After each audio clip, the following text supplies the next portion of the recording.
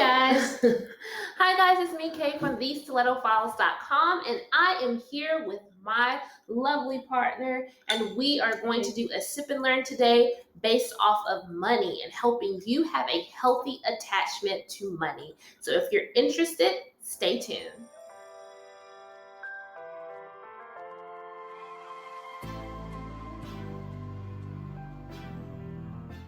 So, welcome back, and we will be talking again about pretty much we're going to base the conversation on what an unhealthy relationship with money looks like and give you some strategies how to have a better attachment to money or healthier attachment to money. So, I have 3 questions that we kind of thought about based off of just some questions that I've gotten from some of our TSF sisters. I kind of condensed those questions and we came up with 3 questions that we felt like will be good for us to address in this video. Let you into my life.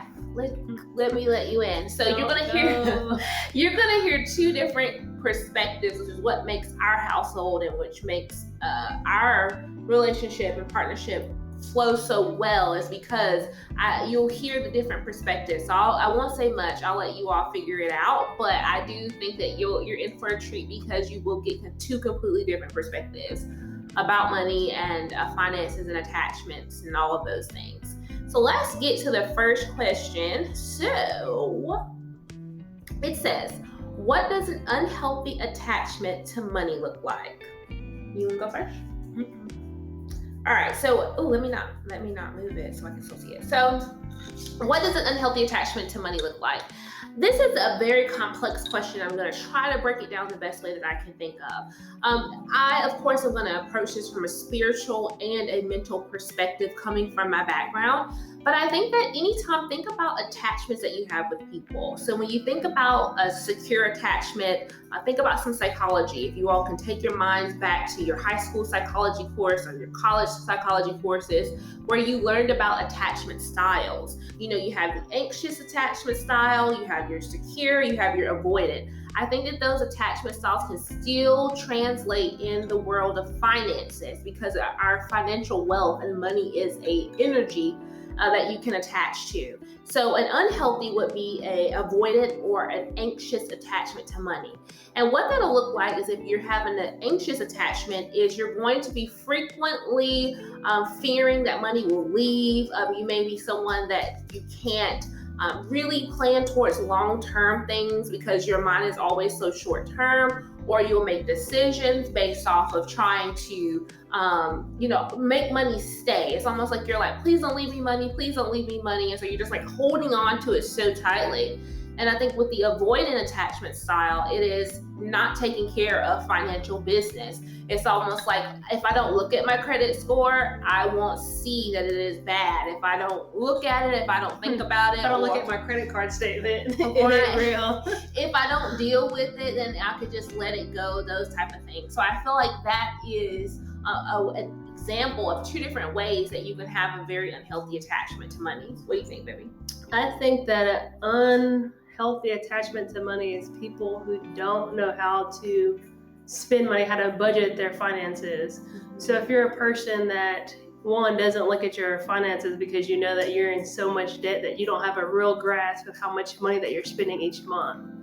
Or as soon as you have money, you might have the money, but you blow it all, or you don't know how to save it or spend it on things that are more valuable to you, or even understanding what's valuable to you. So for us, something that's valuable to us is traveling. So we always incorporate traveling as a part of our budget so we can make sure that we still do things. Like, we might not go out to eat all the time, so we'll cook at home to save money, and then we'll spend money when we go out. When we go out of town, we'll eat out and live a good life then. So just knowing how to spend your finances and to budget and not be scared of understanding where your money goes. I feel like that's very frightening for a lot of people, even for me at times. I don't really want to sit down and look at it. But I think that will show you an unhealthy because you're afraid of it in some form or fashion. That avoidant style, and you want to have a secure attachment to money and understand that money comes and it goes, and money will not be the essential state of your happiness. You have to figure out other ways to find happiness, because money will come and go. It's a frequency. It's going to go. And whenever you wanting to attract money, you can't manifest things off of, sorry, my dog's down there shaking the camera. Maya. And we're clear. My life, y'all. And play. My life. But so you want to make sure that you have a secure attachment to money and a relationship with money, understanding that it will come and it will go. Number 2, what does a healthy relationship with money look like? Well, I guess we kind of answered that a little bit.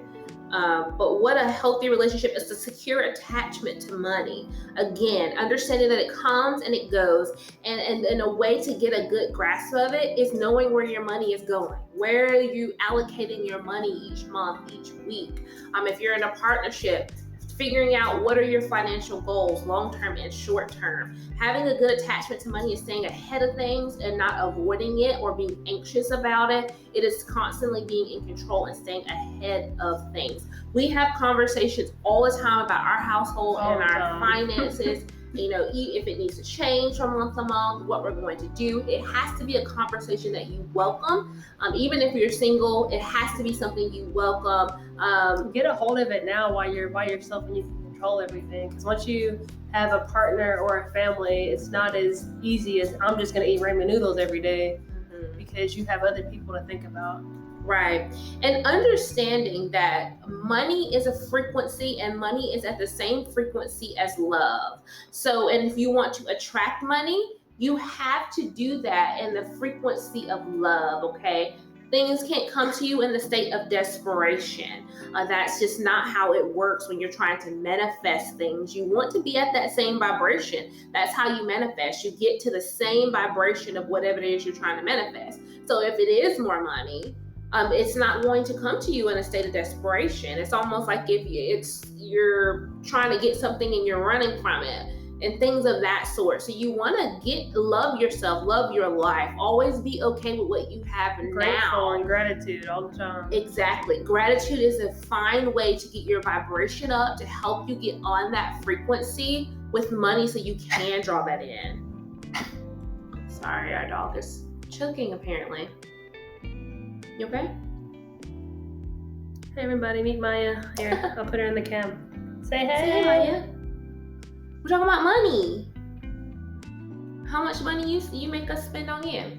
So let's go to question number 3. Our third question is, how can you tackle debt and still live your best life? This is a phenomenal question. Phenomenal. I like this. I feel like all 3 questions, in my opinion, all have to deal with a budget. If you have a budget, you'll have a healthy attachment to money. You'll be able, I don't know what that question says, but I guess have a healthy. Oh, it said, how can you tackle debt and still live your best life? Oh, that part. So to tackle debt and live your best life, if you have a budget, and put it down on your side. If you have a budget, you can actually allocate the things. Of course, it's always nice to pay down debt, but there's no way that's going to pay down all their debt. There's no way that's going to pay down debt just to not have a life to live. I'm all about living in the moment, enjoying things. I'm all about gaining new experiences. So having a budget saying, hey, we're going to pay off this much money off our credit card, but we're also going to put this much money away to this other budget, whether it's to buy a new car, to travel, to go out to dinner with friends. Just make sure you allocate that, because what happens is if you don't know where your money is going, then you don't know how to pay off debt, because then you're just trying to live your life. And it is completely possible to get yourself out of debt and still be grateful, because remember the key or live your best life, as that was phrased. The key is to be grateful for where you are now, okay? So yeah, you may not be able to go to Bali, but you can go to Myrtle Beach and live your best life there. And you may not be able to go on an elaborate cruise to wherever it is, but you can hop on a cruise in Charleston, South Carolina for 3 days and take your ass to the Bahamas. You can still do things. It's just a matter of scaling it down and putting your focus towards getting that debt. Y'all, it's so much freedom in living debt free. It is just so much freedom with that. I don't know any other word to say than to wake up and know that your money is going towards the things that you want your money to go towards, and it's not trying to get yourself out of debt. And that is no invalidation for anyone that has debt. I still have debt as well. I think it's just a matter of how you focus and where you put your focus. And it's, even though you have that debt, how are you making the best of your life? Your life's still bomb. You are still that bitch. It doesn't matter. You just have to make sure you are focusing on what you need to do to chip away at that debt and still just scale it back. Maybe you can't go to Ruth Chris, but you can go to Chris Ruth, at your house and you live right. You can have Ruth come over and eat with Chris and have dinner. So you can still do the things, okay? You can still do the things. It may just be a matter of scaling it down. Or just having realistic expectations as well. Mm-hmm. I think too, also, like when we say debt free, so personally, I don't count my house as debt and I don't count my car because I feel like I'm always going to have those as debts and probably even student loans. So other than that, I feel like if my credit card bill is paid down and I don't have other random debt, to me, that's debt free personally. Mm-hmm. So just figuring out what that is and what gives you breathing room, because I feel like the more you pay down debt, there's different ways to do it. There's the snowball effect. There's different ways, but once you pay it down and you have breathing room where you can actually have savings, and it's like, you know what? I want to go, baby, let's go take this random trip somewhere. We're going to take that money that was going to savings account and just put it towards the credit card this month. So it is a good feeling. It takes a lot of self-discipline to get there. It does. A lot of self-discipline, but I think in the end it's worth it, because being stressed every day and feeling overwhelmed is not the move. And the key is, once you get yourself out of that debt, is to then reestablish your relationship with money. Because the reason why you may have gotten into debt could have been because of a anxious or avoidant attachment style to money. And so once you are finally out of that debt, reevaluate and reestablish your relationship that you have with your money and your finances so that you can avoid getting into crippling debt.